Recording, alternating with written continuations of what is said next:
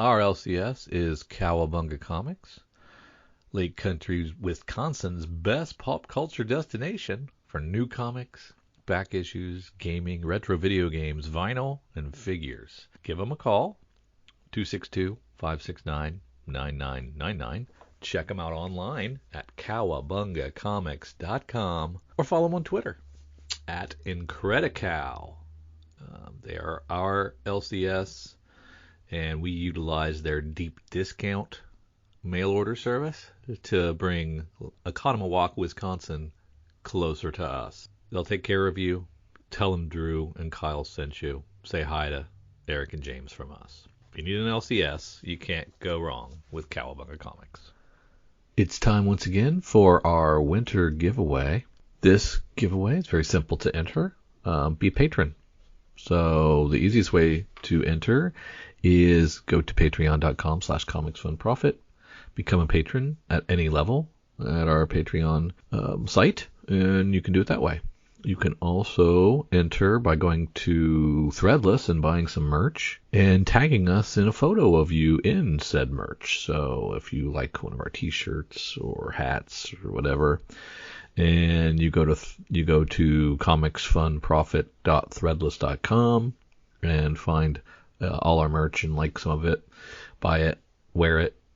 You can either tag us in social with you wearing it, or send us a photo of you wearing it, and you're entered.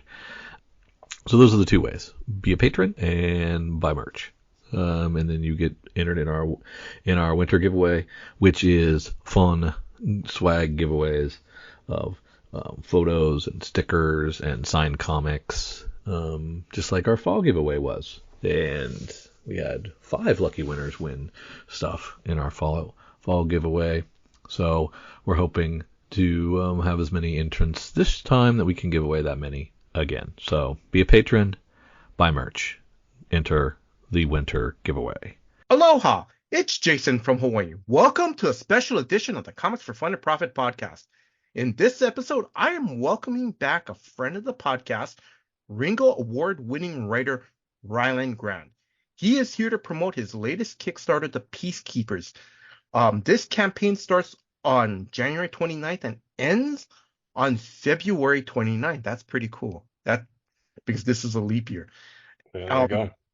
Ryland, now correct me if I'm wrong. Now, this Kickstarter will contain all 4 issues. Is that correct? Issues 1 through 4. Is that correct? Yeah, issues 1 through 4, and they are double issues. Normally, you hop on Kickstarter and you're getting a 22-page issue. Yeah.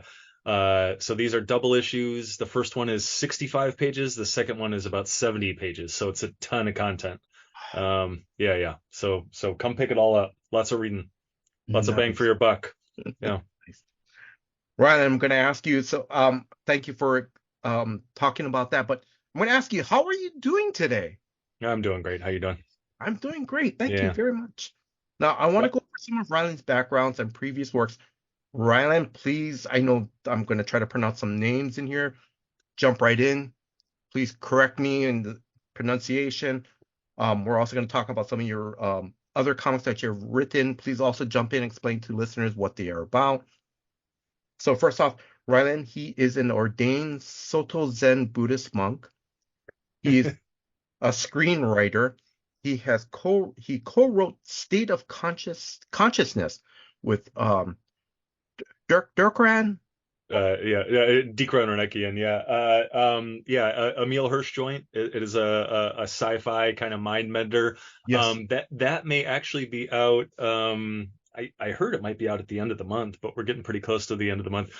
But yeah, I would say within the next month, we'll see that probably in some select theaters and on a streamer. But interesting movie. Yeah, directed by a guy named Marcus Stokes. Who's a really prolific TV director. All right.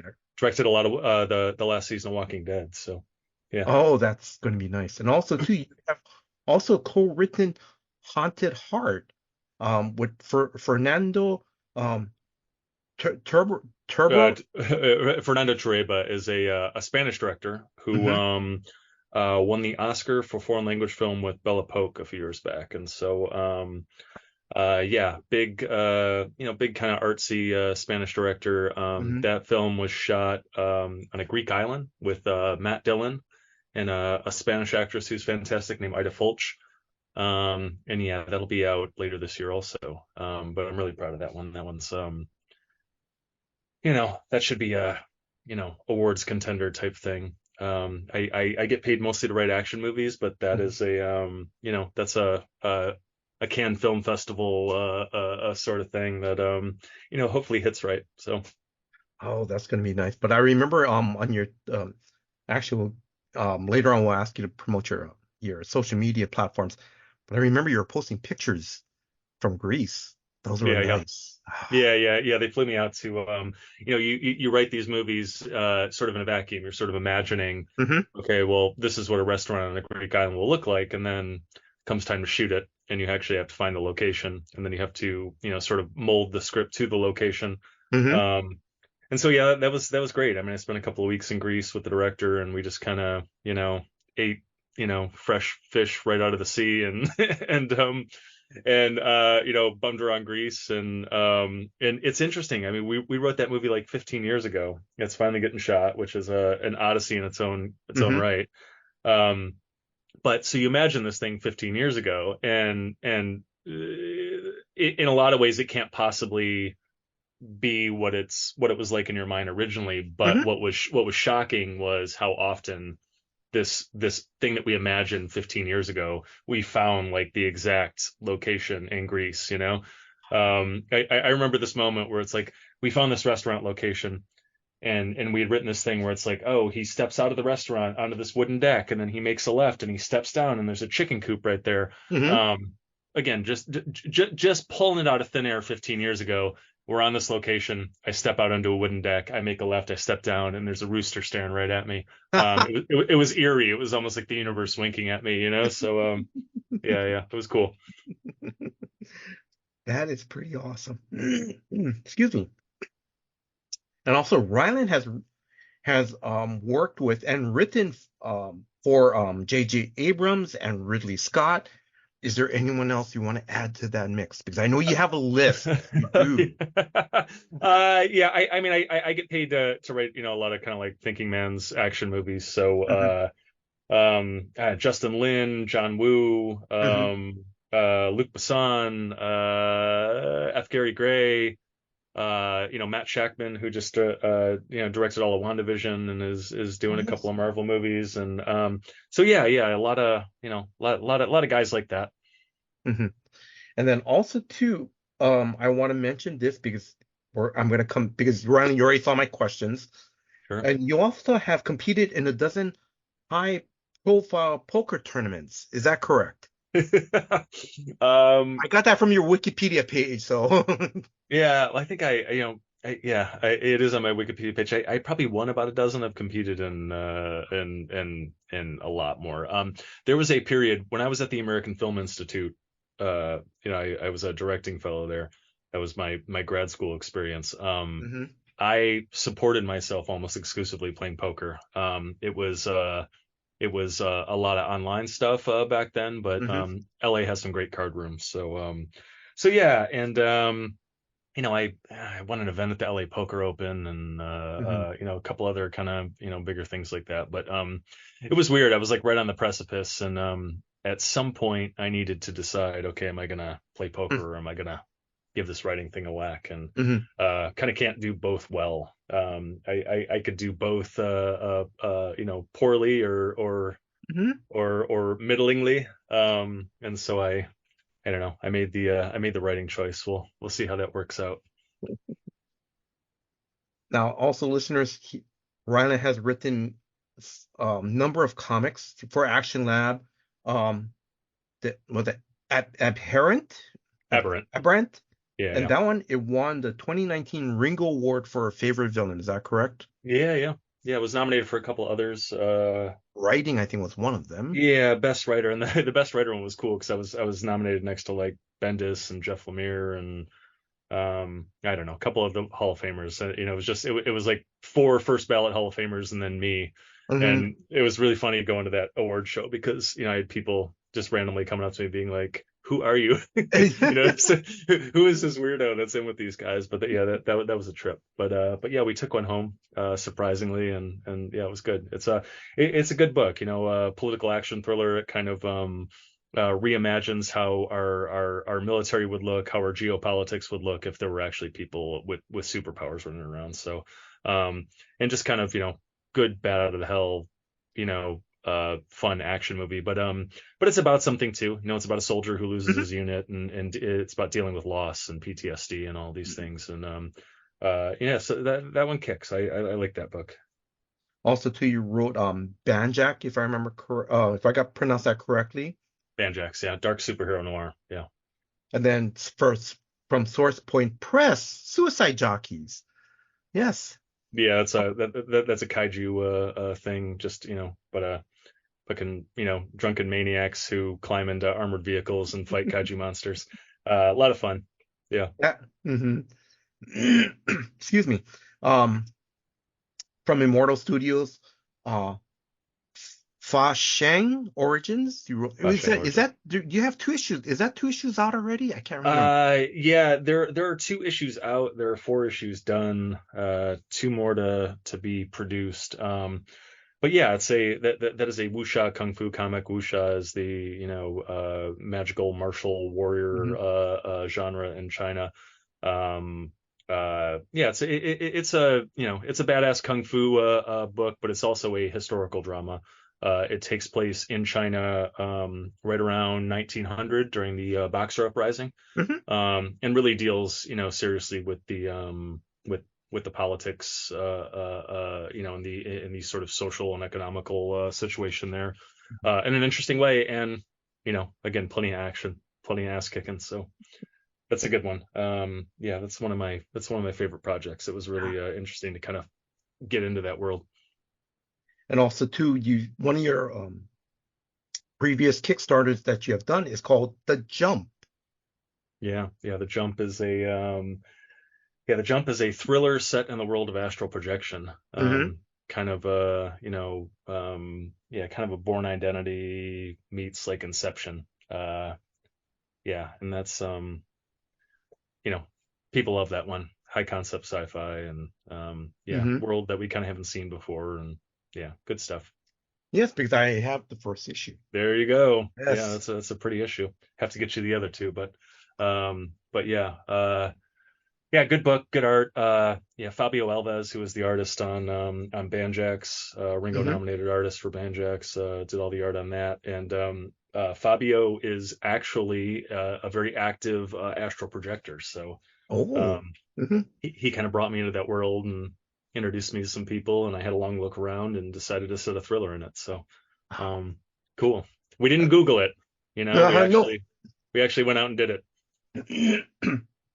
And then finally, the writer's block. And the writer is spelled Writers. Yes, writers plural. Yeah. Yes. And block of writers. And it's a YouTube podcast that you host with David Avalone. You guys have incredible, amazing creators that come on. You want to talk a little bit more about that, like how often? Yeah. Well, the video element is on YouTube, and it's cool to be able to see anybody. But we are primarily on Apple Pods. I mean, we're on all the pod dishers, but I think we are, we are, fairly often we slip into the top 35 visual arts podcasts on Apple Pods. So that's where most of our fan base is. And yeah, it's creators talking shop, really. And that grew out of the pandemic. We were missing cons, and they had online cons where we could go and do panels, but what we missed is what a lot of people call BarCon, which is the creators, after a long day on the floor, we go across the street to the bar nearby, and we just shoot the shit for an hour, and so we got some of our friends together. I co-host the podcast with a guy named David Avalone, who he writes the Elvira books for Dynamite and a bunch of other titles over there, Betty Page, and he co-created Drawing Blood with Kevin Eastman of Teenage Mutant Ninja Turtles fame. And Drawing Blood is Image is releasing it this year, so that's exciting for him. But yeah, between Avalone and I, we have a lot of cool friends, and Mm-hmm. we bring them on, and we've done about 100 episodes. Mm-hmm. We won a Telly, we won a Communicator Award, I don't know, Nice. couple other things. So it's been well received. Mm-hmm. And yeah, it's every episode we start with the comics business topic, and it starts as a serious discussion, and it usually pretty clearly takes a violent left turn off the road, and we start arguing about who was the greatest Star Trek captain or whatever. But we had Kevin Eastman on, we had Matt Fraction, we had Stan Mm-hmm. Sakai,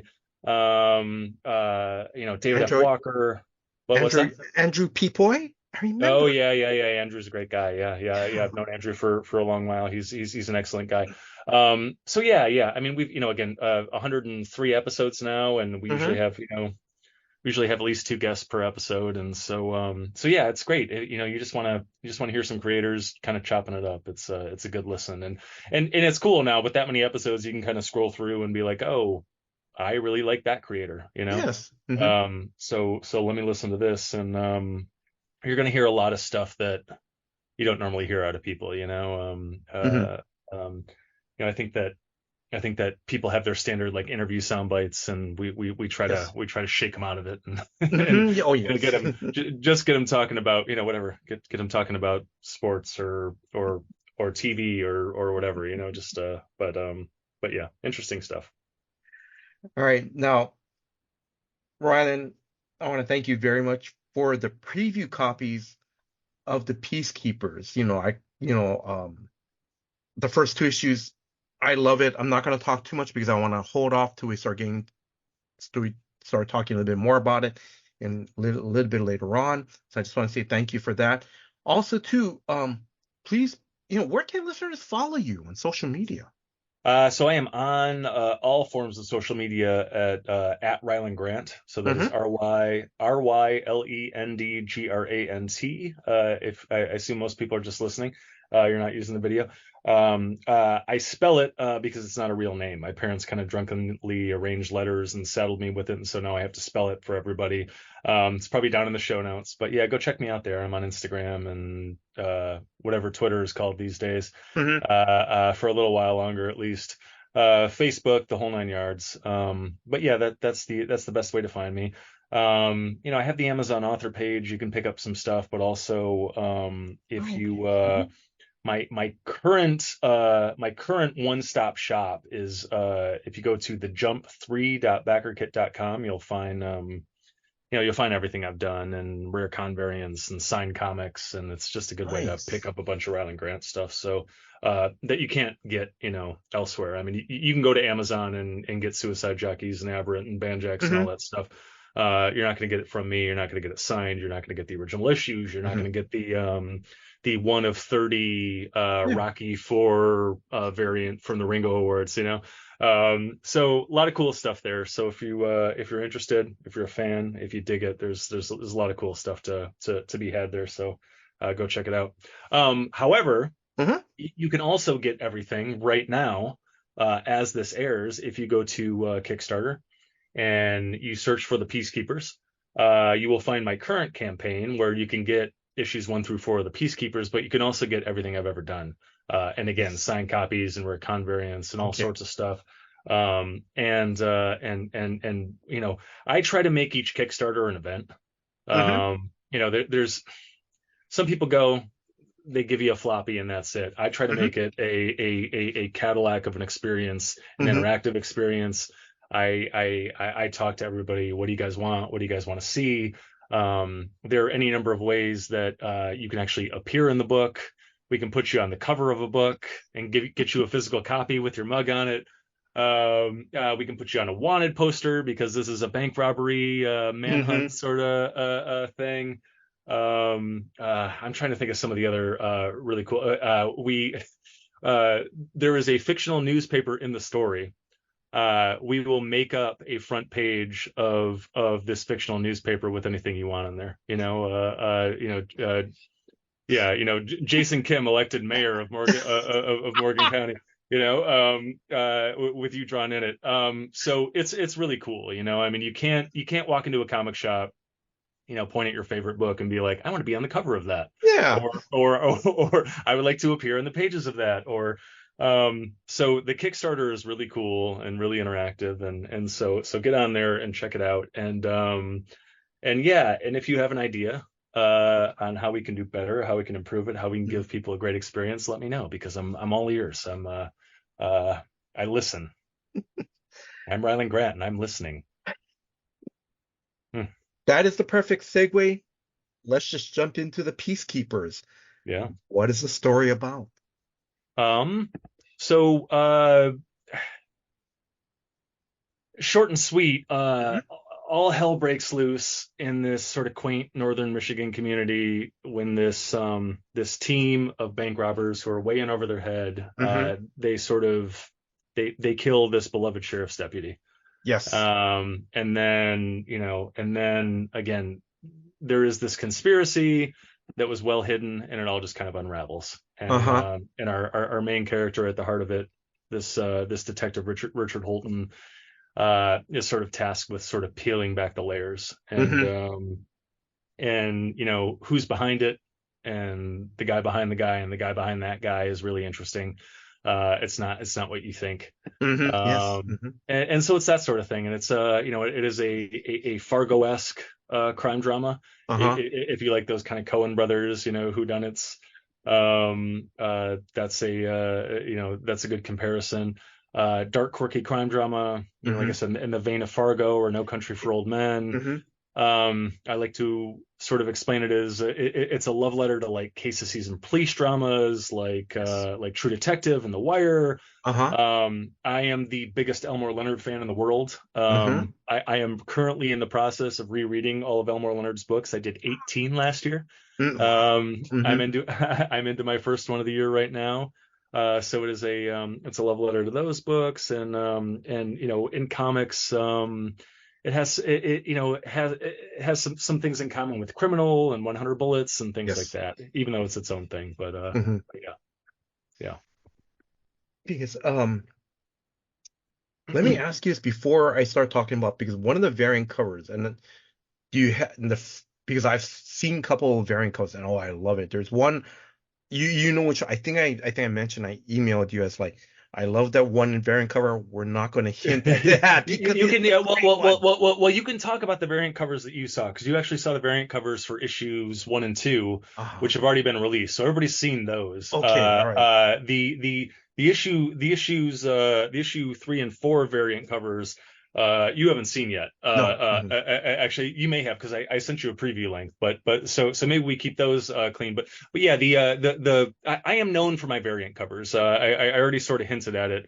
With Banjax and Aberrant, we had a lot of Aberrant. We had, you can see some of them behind me maybe, but we had like a Billy D. Williams Works Every Time con variant. We had a Karate Kid All Valley Tournament. We had a weekend at Bernie's variant that was very popular. With Banjax, we had when we were in Baltimore, we had a Wire variant. We had a Rocky IV variant. We had a Gremlins variant that kind of set the internet on fire for a minute. And so yeah, sort of known for those, and kept the party going with the Peacekeepers. Yeah, we had the issue 1 and 2, the double issue. We had a Fargo variant, we had a Heat variant, and we had a Point Break variant. So all very classic, iconic crime movies, bank robbery movies. And so again, we are sort of channeling the essence of those movies with this book, and so classic thing, we put our characters in those movies, and yeah, so if you like that sort of thing, you're gonna love this. So show up. Yeah, we got a little wacky. With the issues 3 and 4 variants. We might as well talk about them, because here's the thing: the campaign is live right now as this is airing. Yeah, so people can just pop over to Kickstarter and see them immediately. But yeah, we have we do have a No Country for Old Men variant, Oh, okay. which I think is very haunting and very interesting and very standard. I went a little bit wacky with the other ones. Um, I'm a huge Guy Fieri fan, Yes. which anybody who follows me on on social media will know and appreciate. And so we did there is a scene in maybe issue 3 Okay. where a character dyes his hair. And Hmm. with all the good drama, all good drama usually starts with a question. Uh-huh. And I don't remember what I was doing, but I'm like, well, what does the hair dye box look like? And so we created a Guy Fieri Yes. themed hair dye box called the brand is called Just for Bros. And it has Guy on there, with his electric, and the color is electric Yes. blonde. And I think the slogan is "Look fucking sick, make women want you, make men fear you," something like that. Uh, and so it's funny. I love it. It might be one of my favorite covers that I've done. Really awesome. Oh, Uh, and then we nice. and then we did a more so Morgan County is the fictional Hmm. Michigan community where the thing takes place, where the Yes. story takes place.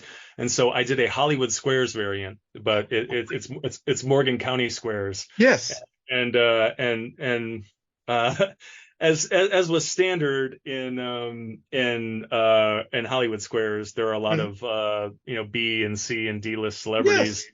I believe Elf is on that cover. David Hasselhoff, Mr. T, Fabio, but not just any Fabio. Like I just got hit by a bird on a roller coaster. Fabio Oh, is that yes. yeah, and then we also have characters scattered from the Ryland Grant verse. So Banjax is in there, Rook from Aberrant, Hmm. Denver from Suicide Jockeys, Oh my God. and Richard Holton, our main character from Peacekeepers, Yes. is right in the center square, wondering how the hell he got there. Yeah. And then and the beauty of all those things is with the put you on a cover Yes. option, we will put you in the center square. So you're sitting there. Ah, Your name is going to be on the your name's going to be on the marquee, all of that stuff, yes. and so we can put you right there in the middle with all these maniacs. So hop over to hop over to Kickstarter and get yourself put on a Hollywood Squares cover. But yeah, I think those are our 3 kind of wacky variants this go around. Oh God, that sounds great. Yeah. Thank you for talking about the variant covers and the variant covers for issues 3 and 4. Um, I want to I want to ask you this question. How long did it take for you to bring this story to life? That's a really interesting question. It's been a long time. Hmm. So I've written in Hollywood for, I don't know, over 15 years at this point. Hmm. I feel like maybe I've been saying 15 years for a few years now. So I maybe don't want to stop and do the math on it. But uh so I grew up in the Sundance, during like the Sundance movement, the height of it all. Hmm. As a kid, I saw Pulp Fiction and I said I want to do that. Hmm. And I moved to LA to do that. And I went to the American Film Institute Conservatory, which is where like David Lynch went and Aronofsky and a bunch of, really artsy, snooty directors like that went. Hmm. And I got my snooty artsy Hmm. director education. Um, but by the time I got spit out into the workforce, Hollywood had kind of stopped making those movies, Hmm. at least in the way and with the volume with which they used to. Um, and I sort of got pigeonholed as this action movie writer. Hmm. And I don't want to be the guy that complains about getting to write action movies for a living. It's awesome. Hmm. And I'm not a complete snob. I mean, the people listening can't see, but you can see the craziness in my room and the Die Hard stuff and the Beverly Hills Cop stuff and the Action Hmm. Jackson stuff. I love those Yes. movies more than anything. So getting to kind of write that stuff is great. However, I do have this other, side of me. And I think I don't know, when I started in comics, I had been writing in Hollywood for at least 10 or 12 years, and I felt like I had kind of hit a wall. Hmm. Um, so few movies get made. there are so few things that they allow you to do in Hollywood. You know, they basically make 5 different kinds of movies. They want them written a certain way. Yes. And I got really good at writing those movies in that way, and they bought my house and all that stuff. So great. Yes. But there was a lot more that I wanted to do and say, and so comics kind of gave me that opportunity. I mean, the beauty of comics is you can do any kind of story any way you want to do it. As long as it's good, you will find an audience for it. Yes. And so I had this existential crisis, being like, I've done this for 10 or 12 years. Can I do this for another 10 or 12 years? I don't know if I can. I'm losing it. This feels like a normal job. I might as well be like laying bricks, you know? Yeah. And so when I got into comics, I decided that I was going to do the kind of stories that I wanted to do, and that I wasn't going to tell a linear story and A to B to C. I was gonna go bonkers. I was gonna play with experimental elements and tell stories out of order and play with structure and unreliable narrators and all of these things. And that was kind of what I became known for, you know. And it worked out really well. I was celebrated for it. And the irony is, like, I did it so much in comics that I could not do it in movies after that. And my movie career really kind of caught fire after that, because I started because I started throwing curveballs instead of fastballs all the time. But that's another big long story. But so the Peacekeepers, I mean, Fargo is my favorite movie.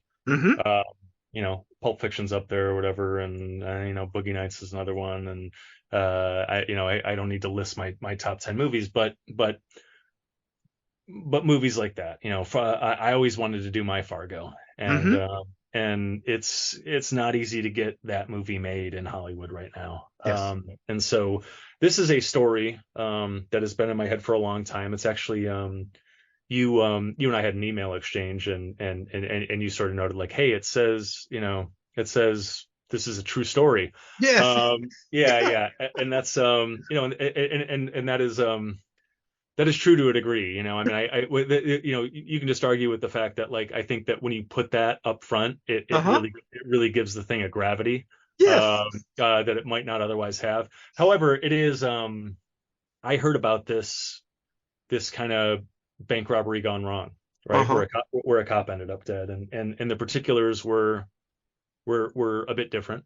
But that whole thing where it's like these guys who are robbing banks who probably shouldn't be robbing banks, and there's a twist, a turn, something goes wrong, a cop ends up dead, and now literally every cop in the country is looking for these guys and wants their heads, and this big manhunt ensues, and so with the true stuff, I kind of stopped there. And then started asking questions. Well, who are these guys? Why are they doing this? Yeah. What are these interesting things I want to explore? And I just fell in love with this world that I created. And I'm from Michigan. I'm actually from Detroit, which is a bit more of a concrete, jungle / wood chipper. So when I graduated college, my mom and my dad, my stepmom, and my sister, they moved down to this town called Crossville, Tennessee, which is halfway between Nashville and Knoxville in the mountains. And it's a small town. It's a bunch of good country folk. Yes. And life is different there. A little slower. Different values, different rules. There are different politics. And I don't mean a right wing or a left wing politics. I mean community politics, right? Who's in charge? Who has the power? There's a mayor, but then there's also another guy who's actually the mayor, right? Yeah. All of that stuff, and what people value there, and what they think they owe each other, and all of that stuff, and that was really interesting, fertile ground for me. So yeah, the Peacekeepers is about a bank robbery. It's a cops and robbers story. Yes. But it is really about this community, right? Yes. It's about this small town, and we all come from a community, and the idea being that you throw a rock in the water, and you get ripples, right? And those ripples affect everyone. They reach all corners, right? And so it's really that kind of story. And so I think I think that it's what I always aim for. Is I think with this story, I write action movies for a living. I mean, Hmm. we gave my CV up front, so I don't need to repeat it. But it's like you're gonna get an ass-kicking bank robbery movie from me. Oh yes. This is the town, Hmm. but there's also, there are some vegetables with that meat, like in the best way. Yes. This is a character piece. This is a piece about community and Hmm. about all that stuff. Yeah, so I don't know. I really enjoyed writing it, and it was something I needed to write, and I'm really excited to bring it to people. Because Ryland, one of the things I really love about when I read the first two issues, I really love the characters. Hmm. You know, Denny and Rick, the brothers, Ricky, right? Denny and Ricky, the brothers, and also Mark and Elliot, because they're also brothers too. And You're talking about the so there's there's a pair of brothers that are cops, right? Who yes, are supposed to be chasing the bad guys, and then the bad guys, quote unquote, they're not brothers, but okay, they are friends who grew up like brothers, and and okay, and and, and as we all know, I mean, we have friends who we're closer to than our actual yes, family, right? And so it's that sort of situation, right? And in each case, it is a big brother little brother dynamic, yes, and what comes with that, yeah. And so yeah, you hit it right on the head in your in your messages to me, where there is this weird mirror image yes, thing going on, where it's like, well, we all came from the same place, and we were subjected to the same things, uh-huh, and that could mean that you become a cop. It could mean that you become a robber. yes, And then the thing that we don't want to give away is that as you get deeper into the story, it's even more complicated than that, right? Like the good hmm, guys aren't necessarily the good guys, and the bad yes, guys aren't necessarily the bad guys. And it very much is this kind of mirror image situation. Yeah. and that's what I love about it is just the mirror image of Denny and Ricky, and like you said, Mark and Elliot are not brothers, but they, but it's like they feel like brothers. Yeah. That's the thing I love about it. Yeah. And what I also love about the story too is that it it's slowly it slowly reveals itself of what is happening. And I love it. And I love it how um now like Mark and Elliot, Mark is kind of like, now correct me if I'm wrong if I got this. Mark is like sort of the big brother to Elliot, but Elliot is like Mark is your typical macho male brother. And you can correct me if I'm wrong on this. Yeah. And No. Elliot is the one that's like, he's the little brother. He's kind of like, no, no, I have to go visit Nana every Sunday. No, no, I don't want to dance with you. No, no, I don't want to do this, because because the date scene, um, at the bar, Yeah. Yeah. where you see both Denny and Ricky on one side of the bar and Yeah. Mark and Elliot on the other, and it's just great. The brothers, the characters don't interact with each other in the bar, but it's so nice to see just almost like a parallel of both of them in Yeah. the bar, and it's great. Yeah, it is the beauty of this small town, where it's like, well, yeah, I mean, of course these guys would be drinking in the same bar, Yeah. and the drama hasn't really jumped off yet, right? Yes. But it's like there's this community center, and they're all there. They're just in their separate corners, they're each kind of dealing with stuff, and their paths are going to cross, and Yes. you can kind of feel it in this loaded way. Yeah. Yeah, and it's and that's a very go back to my film comparisons and my film background, but it's a very Robert Altman thing, right? Where it's Hmm. like we're tracking a lot of characters, Yes. but I'm trying to do it in a very elegant, balletic way. But yeah, you go back and watch Nashville, and it's like, well, you got all these people in this room, and this is happening in this corner, and this is happening in Yes. this corner, and this is happening in this corner. We're gonna come back to the first corner, and we're gonna come back to the Yes. third corner, and we're gonna and it is a high wire act.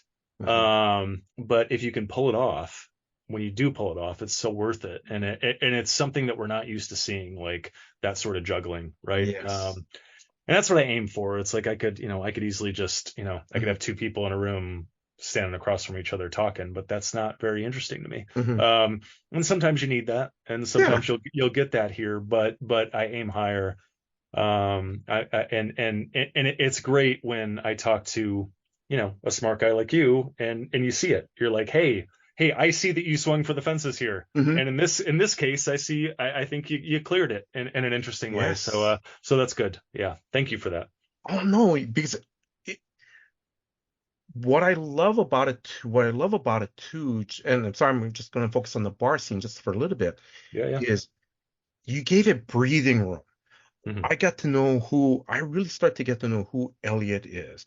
I finally, I get to know who I get to know who Denny is. And then all of a sudden later in the story, it's like, oh, no, that's new. Oh, okay. That person's not really with Denny, Yeah. Yeah. and then, but also too, I get to know who Ricky is too, because, Ricky's the younger brother of Denny, and Ricky's kind of like and correct me if I'm wrong, but Ricky seems to be like the straight laced. No, I gotta go home. He's I by the can't book. Yeah. stand. I gotta go home to the wife, or I can't stand.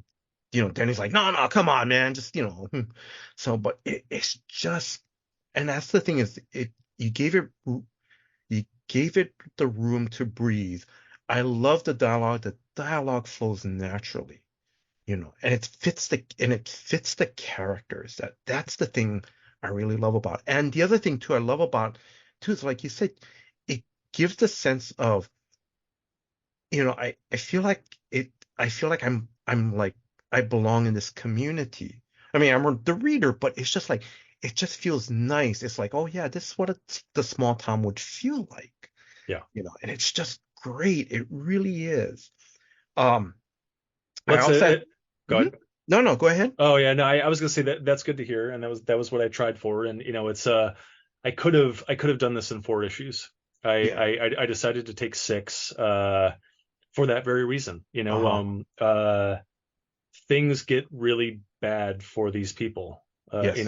All hell breaks loose, and I really thought that you had to know them and really care about them before all of that Yes. started to happen, for it to really be effective, right? I mean, Yes. we're used to, again, I can write a 90-minute action movie where it's like, oh yeah, this guy's a Marine, Yeah. and he's got this wife, and the wife gets taken, Yeah. and we understand that, right? It's like, oh well, yeah, if my wife got taken, you project stuff onto it, but it's like, but so that's one experience. That's not this experience. This Hmm. experience is, here are these people, here's this community, here's how they're intertwined, here's why they Yes. care about each other and how they care about each other, and even though this guy's kind of a dick, everybody loves him because he's there for them, and we really fall in love with this place, and we feel like we're a part of this place, and Yes. then we're going to take a hammer to it, right? And Yeah. I'm not going to talk too much about the scene, but also too, but when you talk about, like, we get to know the community and everybody, is when they start, I think, the deer hunting scene.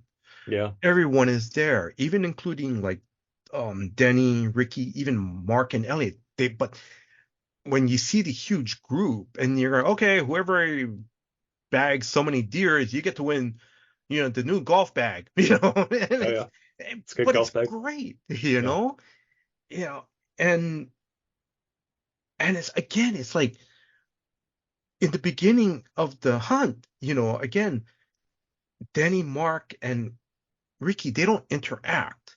But then later on in the deer hunting, scene, they, Ricky and Elliot interact. And it's not it you know, it's just a nice quiet moment where it's just two guys that, you know, it's just two guys, they're just regular guys. Yeah. They're interacting, and it's great, you know. Yeah. So Yeah, it's those two guys, and it's, yeah, and they're gonna, again, they're gonna be hopelessly intertwined later, and they don't know it. And even when Rick is told that, okay, Elliot is the guy, and you're gonna have yeah. to go after him or whatever, he's like, wait a minute, that guy, Yeah, because because because he remembers him. It's like, I've seen that guy around, like, not yeah, that guy. Are you kidding me? yeah. Yeah, and it's that small town thing where it's like, there's very little to do in a small town, and when there's a thing, everybody shows up for it, and you see the same people, Yes. and you're bumping up against each other. And then when something crazy goes on, it's like, wow, I saw that guy at Walmart every week for Yes. 6 years. That's the guy who's down at the bar and he sits in the corner stool, right? That is how this stuff is felt there, where it's like, I mean, I live in Los Angeles, Hmm. so it's very anonymous, right? Yeah. It is a very different feel than this, and exploring that and feeling that and making the reader feel that is very important. I think Hmm. it's, I think it's really what this thing is about. It is, you talk about the characters, but there is the character of the piece as a whole, the character Yes. of the community, that I think is as important, if not more important, than Denny or Elliot or any of these Yes. individuals, Hmm. right? Yeah. Yes. Um, let's see. Um, I want to ask you, and I don't want to spoil the line because you saw my questions. Like, was there a certain line? This is where, it's Elliot and Crystal. They're at the Overlook in Yeah. issue 1. Yeah. Crystal tells Elliot a certain line. Is that a nod to Roadhouse? You know what? I don't even know the specific line you're talking about. Okay. Go ahead. What were you gonna Okay, say? I'll say it because Yeah. Crystal and Elliot, because she's hitting on Elliot. Elliot's like, oh, okay, no.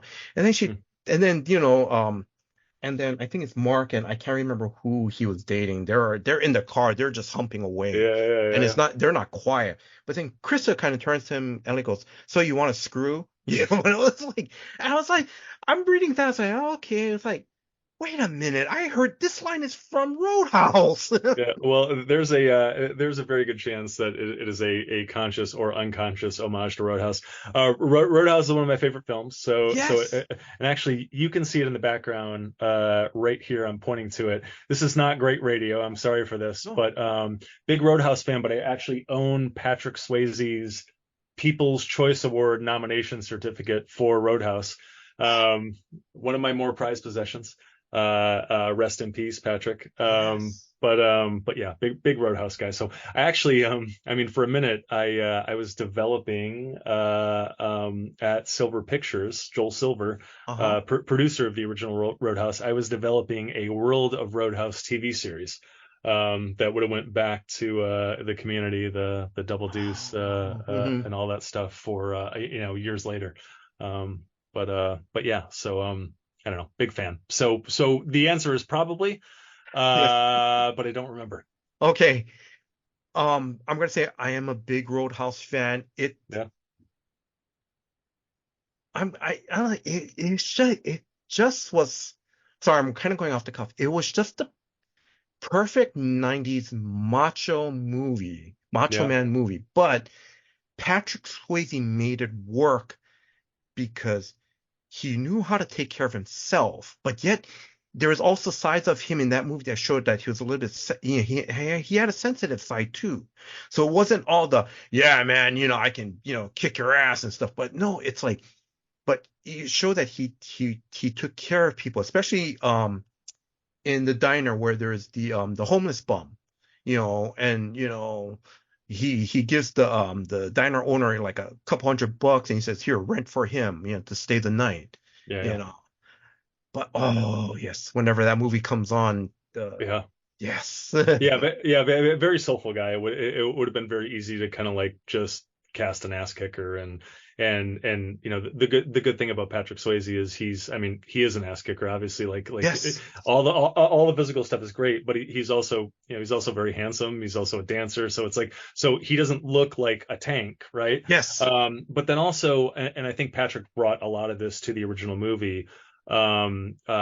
It's in there subtly, but it's like, this is a guy who the character has like a PhD in philosophy, you know? That's right. Yes. Yeah, yeah. And he meditates, Yeah. and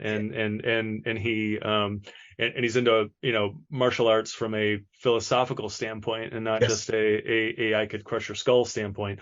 And that's really interesting, and that's why Patrick was the perfect guy to cast in that, Yes. is a guy who could, who's a guy that is going to be a convincing ass kicker, but also Mhm. a convincing, like, philosophy doctor, right?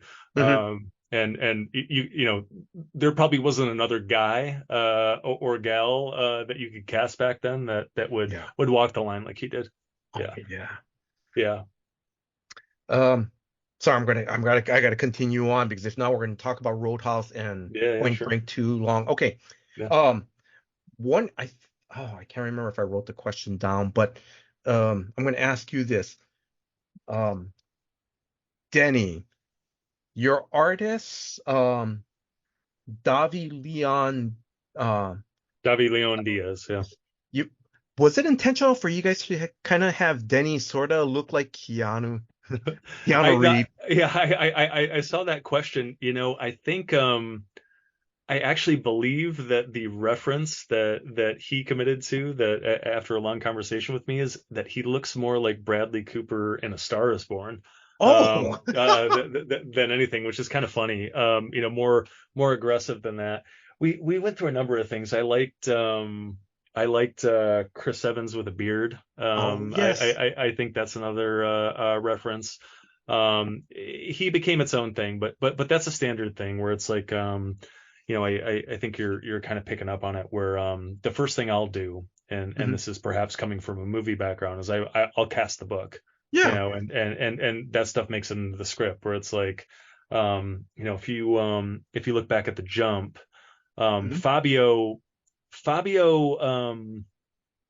is he needs references, right? And Mhm. so with the jump, the main character Thomas in the Mhm. jump, he knew he was going to need so many references for Thomas Yeah.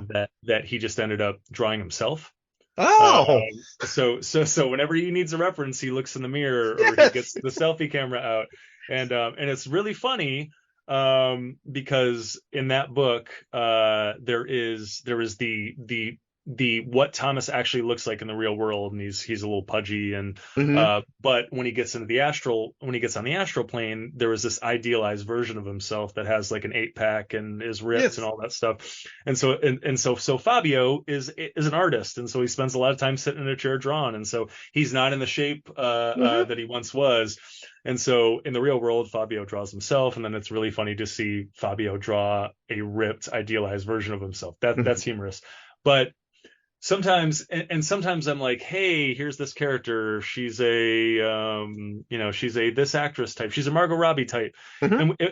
and we get a blonde person who looks kind of like Margot Robbie. Sometimes sometimes he like really hits the nail on the head. Yeah. Where in the Jump 3, um if you pick it up, Mhm. there is a Jeffrey Wright character that is Jeffrey Wright.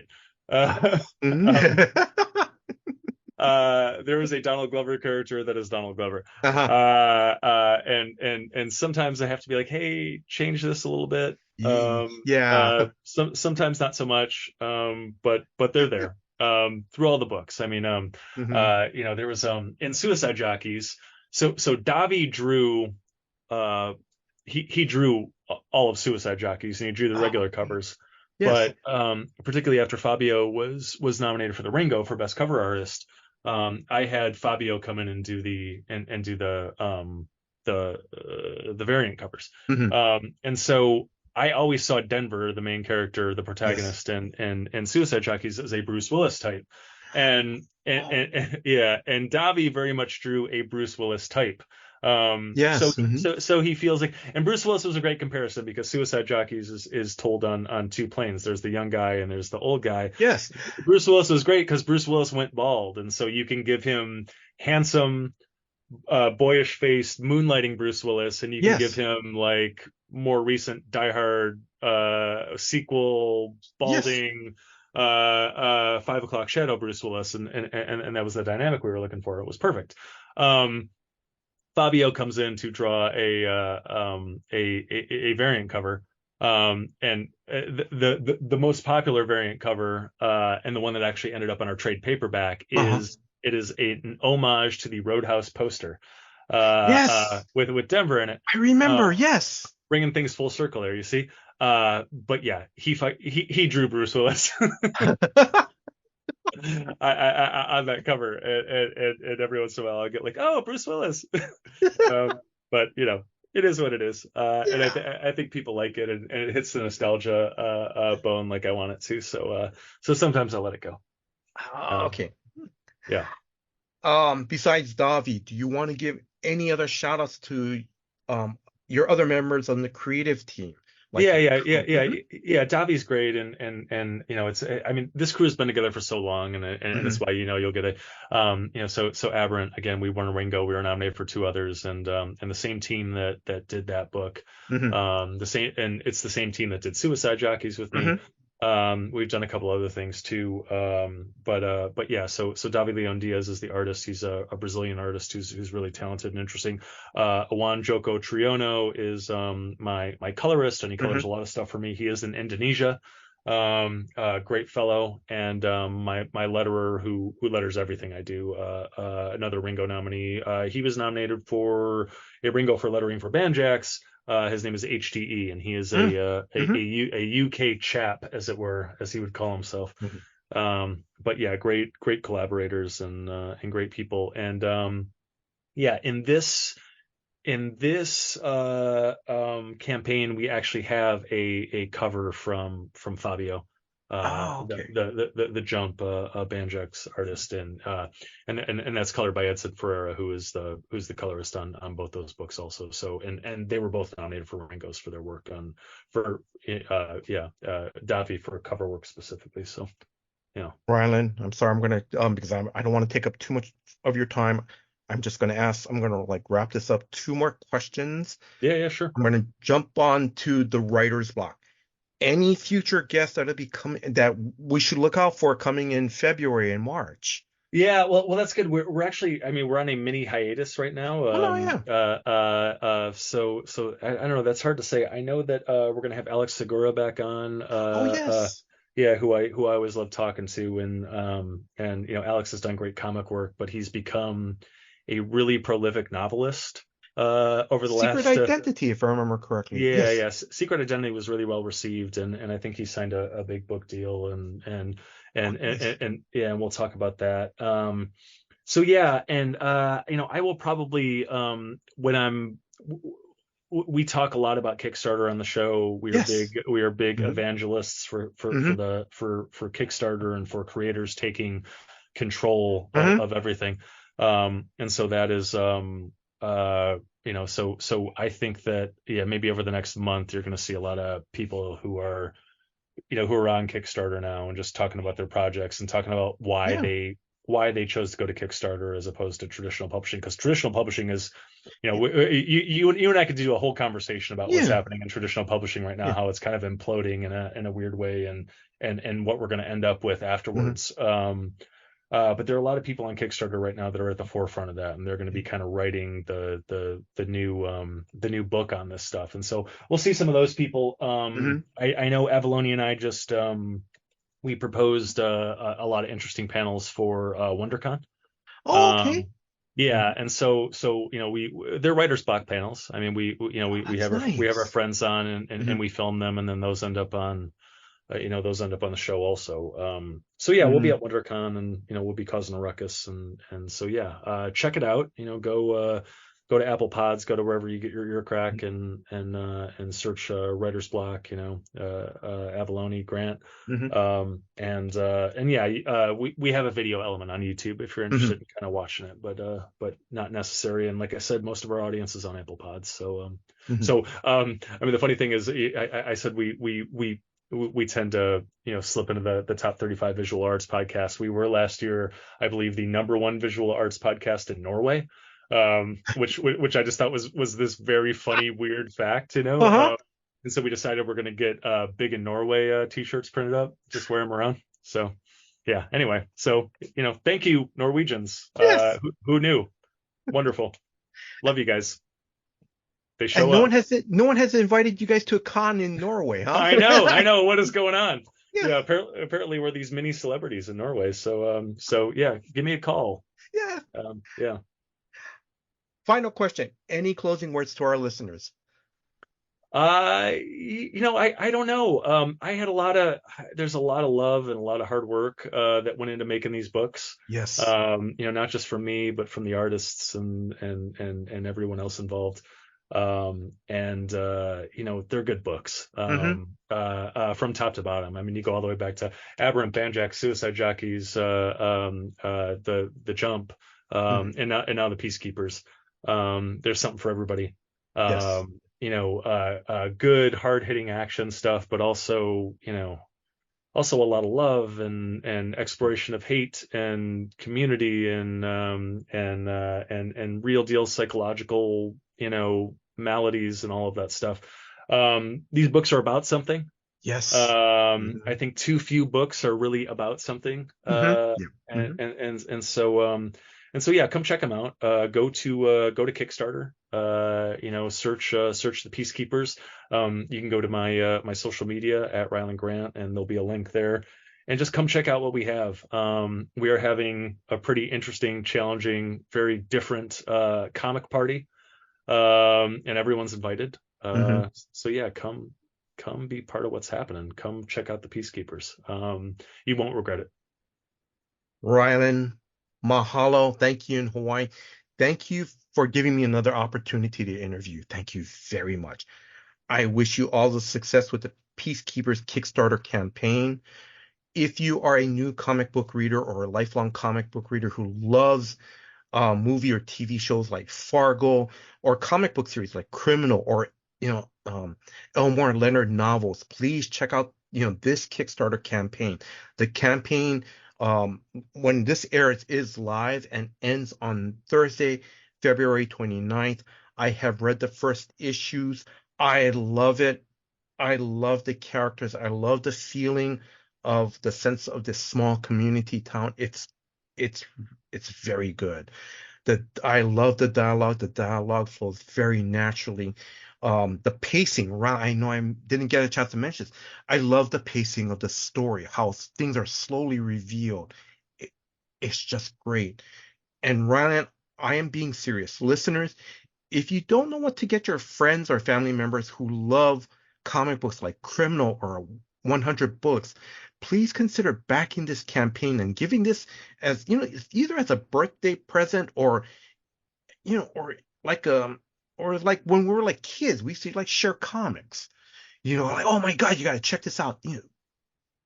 Please, consider doing that. I want to thank Drew, the host of Comics for Fun and Profit, for putting this episode together. Drew, thank you very much for all your hard work behind the scenes. And if you are a new listener, please check out new episodes of Comics for Fun and Profit that comes out every Saturday. And I want to thank you, the listeners. Thank you very much for your time. Thank you for listening to this episode. Until next time, guys. Aloha. Check out beacons.ai/comicsfunprofit for all the C4FAP links you could ever need, all in one place. You can provide feedback, listen, support, share, enjoy these. We have our Patreon there. You can buy us a beer or a coffee. You can check out our Instagrams, our Twitters, our Facebooks. Check out our YouTube page. You can email us. You can listen to our podcasts on Patreon, if you're a subscriber, on Apple Podcasts, Spotify, on Podbean. We have Google Podcasts on there. We have an Amazon wish list. You want to buy Kyle and I something? Fine. You can do that here. We appreciate it. We have Kyle's RPG podcast listed on there, so you can check out his Dork Day Afternoon offerings. We have Cowabunga links, so you can check out the Cowabunga Deep Discount FOC and pre-order list. Get on that. That's RLCS, so you can check that out as well. And we want to just give you opportunities to say hi, to check out what we're doing, support us if you would like, or just listen. Check out beacons.ai/comicsfunprofit for all the C4FAP links you could ever need. In a world ravaged by war and chaos, a group of survivors must band together to brave the dangers of a post-apocalyptic landscape. The year is 2000, and the world has been plunged into darkness. The nuclear fires have burned out, leaving behind a wasteland of ruins and radiation. But amidst the rubble and despair, a glimmer of hope still remains. Join Dork Day Afternoon as they face off against marauding gangs, enemy soldiers, and even the harsh elements themselves in the world of Twilight 2000. Will our heroes survive the challenges ahead? Can they keep their own humanity intact? Or will they succumb to the harsh realities of life after the end of the world? 2 past midnight, an actual play podcast by Dork Day Afternoon.